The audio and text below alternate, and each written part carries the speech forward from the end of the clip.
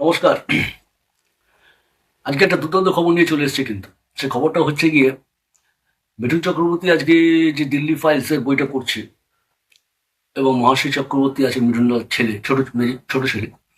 তা আজকে একটা সম্বন্ধে ইন্টারভিউ ভিডিওটা ছেড়েছে। তো গতকাল আমি ছাড়তে পারিনি, কেন আমার একটা বিশেষ কাজের জন্য আমি ছাড়তে পারিনি। ভিডিওটা আজকে ছাড়লাম। মিঠুন চক্রবর্তী যে দিল্লি ফাইলস এসছে, দিল্লি ফাইলসের ব্যাপারে ইন্টারভিউ দিচ্ছেন, যেটা নিজের মুখ দিয়ে এটা ক্লিয়ার করলেন। তো সেই ভিডিওটা আজকে দেখুন। ভিডিওটা কেমন লাগছে বলুন। এবং তারপরে হচ্ছে গিয়ে মিঠুনদার নেক্সট কামিং বইগুলো যেগুলি আসবে সেগুলি তো দেখতেই পাবেন। আর 26 তারিখ, হ্যাঁ, একটা বিশেষ ব্যাপার, 26 তারিখ কিন্তু অফিসিয়ালি ভাবে দিল্লি ফাইলসের একটি ট্রেলার আপনাদের সামনে চলে আসবে। আপডেটটা আমার কাছে এলেই আমি আপনাদের কাছে পেশ করব। তো ততক্ষণ ভিডিওটা দেখতে থাকুন এবং ভিডিওটা দেখুন এবং সবাইকে শেয়ার করুন। আমি এটুকুন বলবো, সবাইকে শেয়ার করুন। আমার একজন ফ্যান্স মানে ফলোয়ার আছেন, সাবস্ক্রাইবার আছেন, ওনার নাম রাজা বোস। উনি ভিডিওটা দেখেছেন, দেখে কমেন্টস করেছেন, বলেছেন যে এরকম ভিডিও করতে। তাই ওনার কথা প্রথম রাখার জন্য, আপনারা যদি কিরকম কমেন্টস না করেন তাহলে তো আমি কারোর নাম বলতে পারবো না। তা দাদা কোথায় থাকেন আমি জানি না, মানে সেটাও বলতে পারতাম। তা যাই হোক, উনি আমার ভিডিওটা দেখেছেন, এটা অনেক ভালো। তার জন্য দাদাকে অজস্র ধন্যবাদ। দাদা, আপনি আমার ভিডিওগুলো দেখুন এবং কমেন্টস করুন এবং আমার যদি কোনো ভুল ত্রুটি হয়ে থাকে সেগুলিও জানান, যেন আমি শুধরাতে পারি। ধন্যবাদ। তো ভিডিওটা দেখতে থাকুন যে দিল্লি ফাইলসে মিঠুন চক্রবর্তী কি ইন্টারভিউ দিয়েছে। তো ভিডিওটা দেখুন।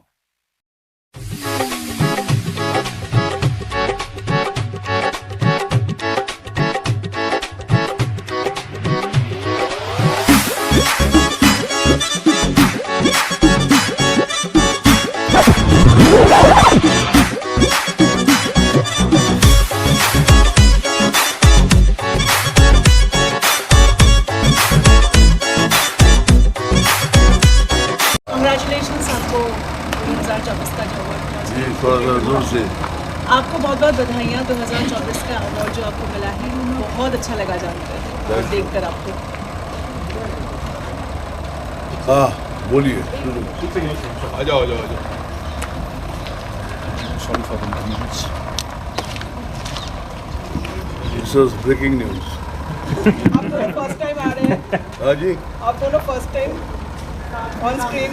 फर्स्ट टाइम मतलब बैड बॉय में एक शॉट दिया था डांस करने का। फिल्म में यस, मतलब बड़े बड़े पैमाने में दोनों एक साथ। तो कैसा रहा दोनों का हम दोनों का कोई शॉट नहीं है, एक साथ नहीं है। ये एक हिस्सा है फिल्म का जो पहले तो बोलो। जो कहानी है फिल्म की वो बैक एंड फोर्थ है। तो मेरे एरा में डैड के सीन्स नहीं हैं और डैड के एरा में मेरे कुछ सीन्स नहीं हैं। हमारी लव बॉय के लिए रही है आपकी और आप इतना सीरियस रोल कर रहे हैं इसमें। तो उसके लिए आपका मतलब आपका एक्सपीरियंस कैसा रहा इस पर्टिकुलर फिल्म में काम करने के लिए? थोड़ा सीरियस सब्जेक्ट। बिल्कुल। मुझे तो पहले यकीन ही नहीं हो रहा था कि विवेक सर ने मुझे इतना सीरियस और इंटेंस रोल दिया है। बट उनका कन्विक्शन था, डैड का बिलीव था कि I can pull this off. तो it was an extraordinary experience और मुझे लगता है Delhi files has been my finest experience so far in a film. अच्छा, आप एरा की बात कर रहे हैं, नए एरा पुराने एरा की। आपको ये डेफिनेटली मालूम होगा कि पापा जी का जब एरा चल रहा था तब बहुत सारे लोग दीवाने हुए थे। आज भी वो आंटीज़ मिलती हैं आपको, कुछ कहती हैं? मैम, आंटीज़ तो अंडर स्टेटमेंट है। मैं रशिया में शूट कर रहा था बैड बॉय का, तो उस फिल्म का हीरो मैं था। डैड आए थे कंपनी देने, 18-19 year old women chasing him. मैंने फ़ोटो की सेल्फियाँ ली हैं और बोला भाई आप हीरो होंगे घर पे, he is the legend. I have taken selfies on his behalf. So as they always say बाप बाप होता है, let it. In fact Jimmy Jimmy तो अभी भी बहुत ज़्यादा रशिया में चलता है, आज भी बहुत पसंद किया जाता है। Of course. But you guys to react to this, now. How do Exactly. you react to young, the 18-year-old girl chasing you now? Yeah, it's I don't know. It's maybe God's blessings. How is it possible? Fourth generation or fifth generation young girls are falling in love with me. I'll tell you an experience. My daughter called me from America, and she said that there's an 19 years old girl, तो उनकी photo भेजी, very cute looking, and she said, don't feel bad, but I want to marry your father. But don't think that way, but I want to marry you.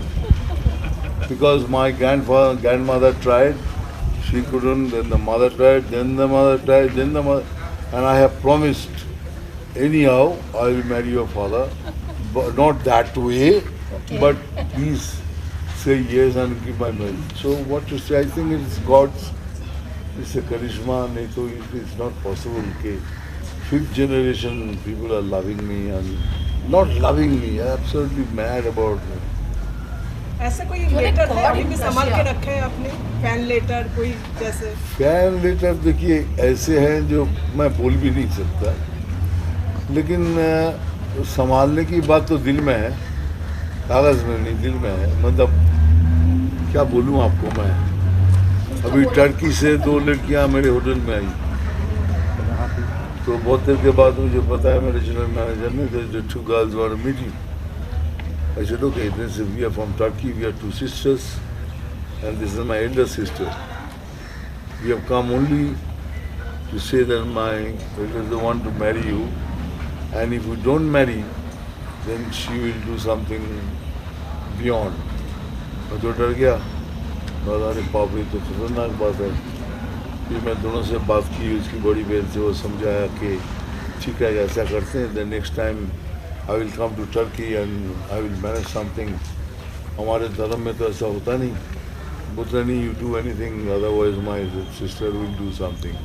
Somehow manage करे, उनको भेज दिया, and then 1 साल के बाद फिर आ गए. मैं बोला अब तो गया, अब तो कुछ भी नहीं हो सकता है. तो मैंने कहा ठीक है, मैं वाइफ को बोला, my पिंकी कि Pinky this is a situation, what to do. तो मैं गया उसके पास, मैं बोला चलो तुम्हारी क्या मर्जी है पूरी करो. तो उन्होंने मुझे क्या अंगूठी दी, मैंने पहन ली, मैंने उनको एक अंगूठी पहना दी. तो हमने एक हक किया, हमारा चलो मैरिज. तो then I will come to Turkey and settle down there, but you go back. But now time pass, now she is laughing at it because naturally that was a crush fulfilled, and then she is married, she is happily married. ये सब बहुत से किस्से हैं, क्या बताऊँ मैं, ये तो गली बहुत ऐसे किस्से. सर आपके लंबे करियर में you work with top directors, और खासकर अपने करियर के किस पड़ाव में आपने विवेक जी के साथ काफ़ी काम किया है. तो I wanted to ask you how has working with mister Agnihotri shaped your or impacted your cinematic sensibility? देखिए मैं अग्निहोत्री के साथ 2 फिल्में की है, एक है Tashkent files, there second is Kashmir files, now this is Delhi files. Vivek के साथ मेरा मेंटल वाइब्स ऐसा एक लेवल में जाके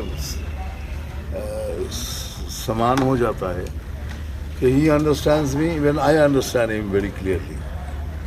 एंड जब भी कोई शॉट समझाना होता है, he comes to me, he tells me this is my scene, and फिर बोलता है कि आप अभी समझ जाना, बोल के चला जाता. तो आप अभी समझ जाना मतलब क्या समझ जाना, मतलब he is so confident they have understood and I will play. That kind of relation I have with him. But how important is the subject? And I think he is one of the finest directors in India today. Dada, what about the subject? You look at the subject just because Vivek has come to you, you agree to do it. How do you look at the subject when the subject comes to you? अभी उसके पास subject ही ऐसा होता है, आप ना ही नहीं बोल सकते. So what connected you to this particular film? So वो जब तक नहीं देखेंगे तो आप कैसे समझेंगे.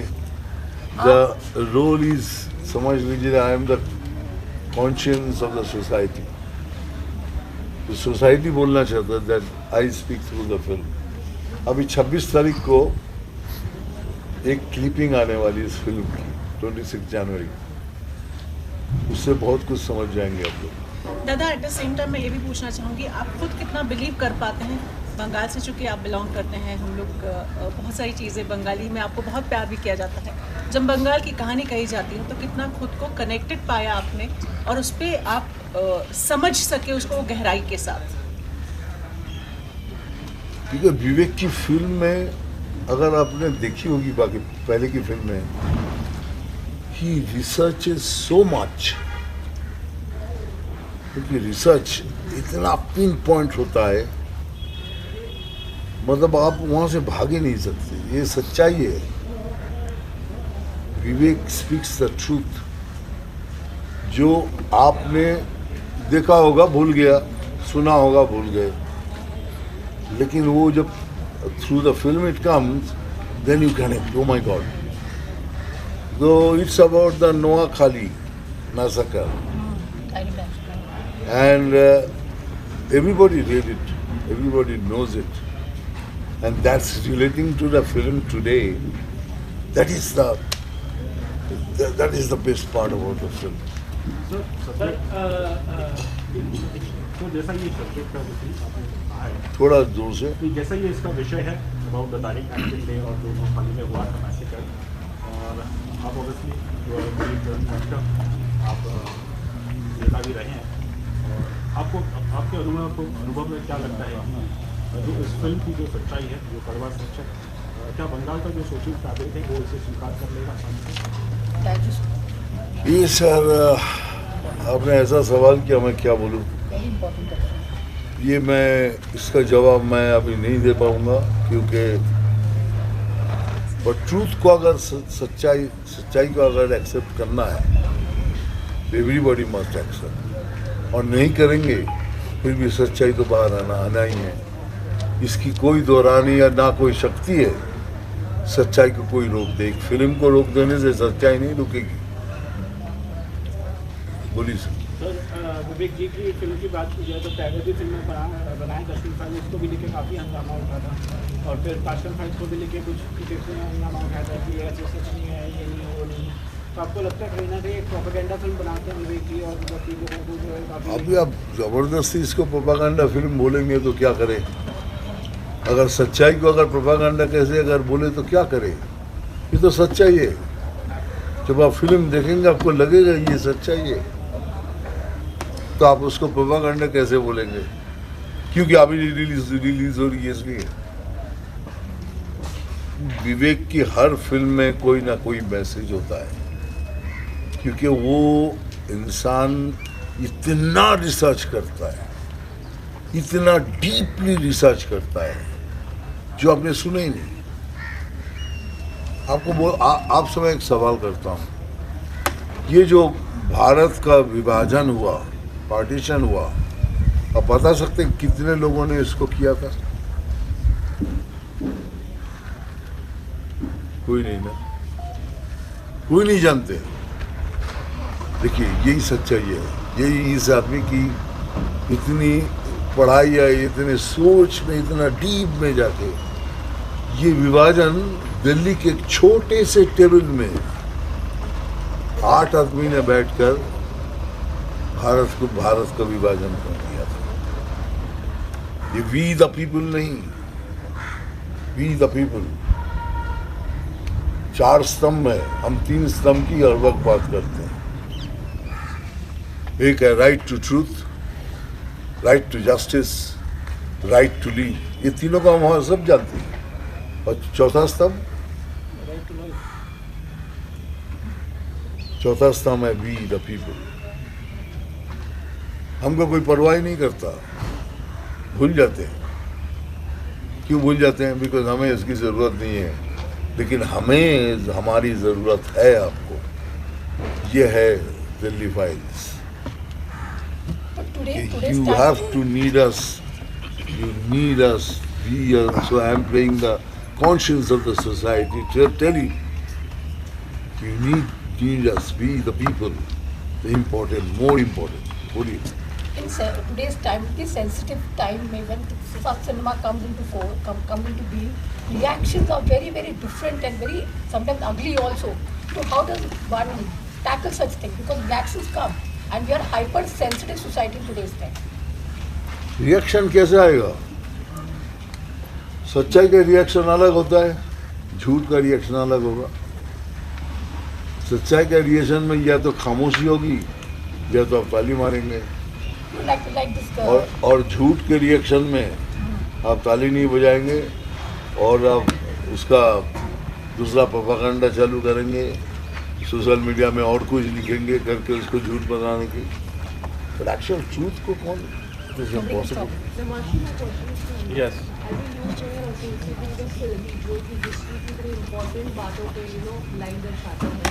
पर्सनली डिड इट इम्पैक्ट आपके थॉट प्रोसेस को कि इस बारे में आप पहले जानते थे या जब फिल्म का हिस्सा बने तभी आपने जाने लगे, तो what is your point of view in the total historical scenario? Quite frankly, I was unaware, and I'm ashamed to be unaware. And I feel this film will unfold a lot of truths, very uncomfortable living in this. And I think it's a very relevant film, even though it deals with issues that happened decades back. I think it's going to really stir a lot of people emotionally. मिथुन का एक पूछना था आपसे, मतलब विवेक जी है वो creative person है, साथ में वो रिसर्च भी करते हैं। आप एक मिथुन चक्रवर्ती और एक मिथुन दा और साथ में पॉलिटिशियन भी रहे हैं, तो आपने अपना कुछ इनपुट दिया फिल्म में, क्योंकि आपने प्रत्याशी रूप से हर एक एंगल से लोगों को मिले होंगे, तो आपका कुछ इनपुट रहा रिसर्च में? विवेक कोई जगह ही नहीं छोड़ता इनपुट देने का। विवेक की स्टोरी टेलिंग में सब कुछ होता है। It is you have to understand. My character is very very difficult. मैं इतना बोल नहीं पाता हूँ क्योंकि थोड़ा सा इंट्रिग तो रहना चाहिए। माई character is the most difficult character in the film. लेकिन आप 26 तारीख को एक क्लिप आने वाला है, उससे आप समझ जाएंगे ये कैरेक्टर क्या बोलना चाहता है, what is the society we are living and what we should do for us. and आपने जैसे कहा हमारा इनपुट क्या होगा। हमारा इनपुट इतना ही होता है कि विवेक मैं इस कैरेक्टर के वीक मैन, वो बोला नहीं दादा आप नहीं मालूम मैं करूँ, तो मैं हैप्पी बिकॉज मैं वीक पहनना बहुत हेट करता हूँ।